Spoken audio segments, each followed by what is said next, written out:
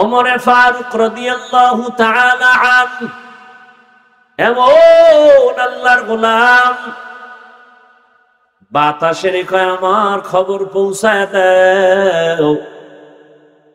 ওমরে ফারুক খুতবা দেওয়ার সময় একটা আওয়াজ দিলেন, ইয়া সারিয়াতাল জাবাল, ইয়া সারিয়াতাল জাবাল, ইয়া সারিয়াতাল জাবাল, হে সারিয়া, পাহাড় পাহাড় পাহাড়।